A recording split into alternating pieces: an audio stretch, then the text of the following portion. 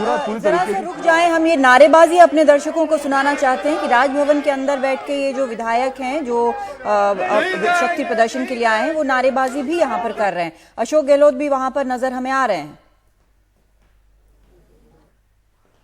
जी जी जी बिल्कुल, जी बिल्कुल, वो अशोक गहलोत वहां पर पहुंचे हैं, उनको शांत करा रहे हैं और कलराज मिश्रा से वो मिले हैं और वहां पे उनके सारे तमाम विधायक हैं, उन्होंने नारेबाजी शुरू कर दी कि गहलोत तुम संघर्ष करो, हम तुम्हारे साथ हैं, संघर्ष हमारा नारा है, कांग्रेस पार्टी जिंदाबाद, बीजेपी तुम्हारी तानाशाही नहीं चलेगी, ये तमाम कुछ नारे हैं जो हम सुन पाए हैं। वो अंदर अभी थोड़ी देर पहले तक लगाए जा रहे थे, वो इस वक्त नारेबाजी बंद कर दी गई है। ठीक इस दीवार के पीछे जो गार्डन है इसमें राजभवन में विधायक बैठे हुए हैं। अब तो नारेबाजी हो रही थी, शायद इनको गलत साहब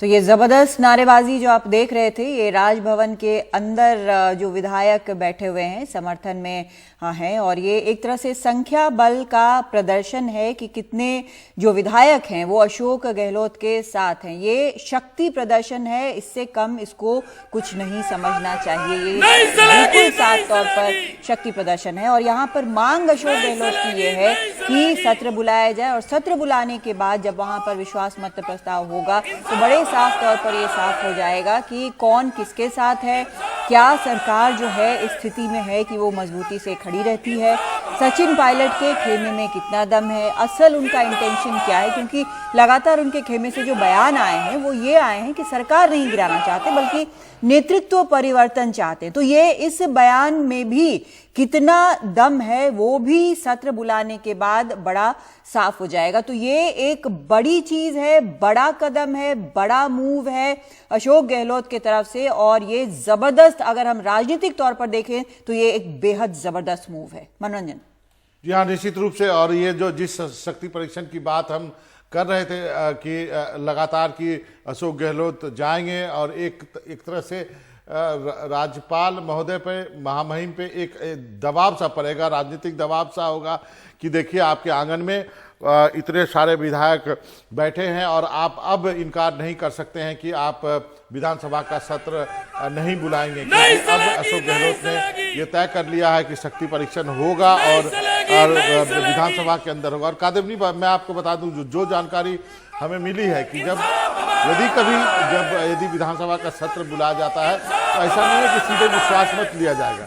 पहला बिल जो है वो कोरोना के संबंध में आएगा कि जो अध्यादेश सरकार ने जारी किए हैं जिसके अंदर कहा गया है कि यदि आप मास्क नहीं पहनते हैं तो इतनी फाइन होगी, यदि आप कर्फ्यू का उल्लंघन करते हैं तो इतनी फाइन होगी, उस बिल को पेश किया जाएगा पहले कोरोना से संबंधित, क्योंकि राज्यपाल महोदय ने भी कहा है कि कोरोना का संकट है, इस पर सरकार को या विपक्ष ने भी कहा है कि ध्यान देना चाहिए।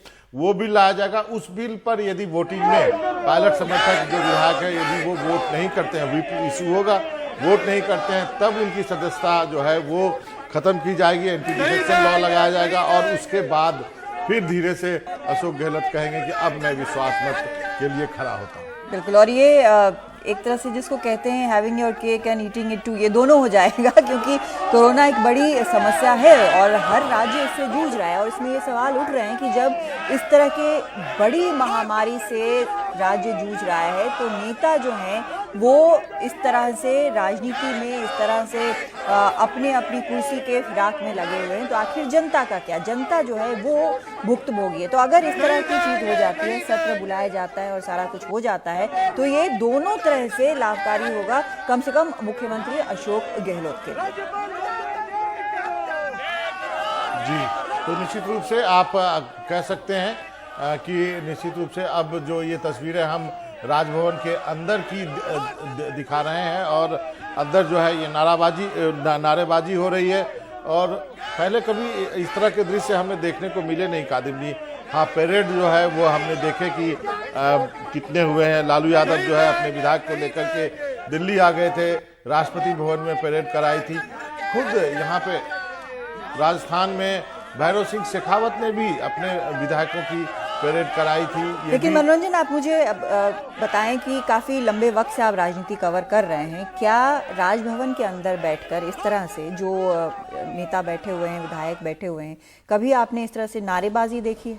जी नहीं, नारेबाजी नहीं देखी है, परेड देखी थी, लालू यादव वाली परेड देखी थी जब वो राष्ट्रपति भवन आ गए थे। राष्ट्रपति भवन के बाहर उन्होंने परेड कराई थी। वाजपेयी जी उस वक्त प्रधानमंत्री थे। इस ढंग का दृश्य कभी नहीं देखा कि लॉन में बिना कुर्सी के जो विधायक महोदय जो हैं, जो बैठे हुए हैं और नारेबाजी कर रहे हैं। ये एक तरह से दबाव बनाया जा रहा है कि जो राज्यपाल महोदय हैं वो जल्दी से जल्दी जो है वो इस पर कुछ फैसला करें और विधानसभा का सत्र बुलाएं, क्योंकि वो चिट्ठी भी रिलीज की गई है जो कैबिनेट की तरफ से दी जाती है आधिकारिक रूप से। वो चिट्ठी भी राज्यपाल महोदय को दी गई है कि विधानसभा का सत्र बुलाया जाना चाहिए। तो अब फैसला उनके हाथों में। मेरी जानकारी के अनुसार 2-3 दिन के अंदर बुलाना चाहते हैं गहलोत।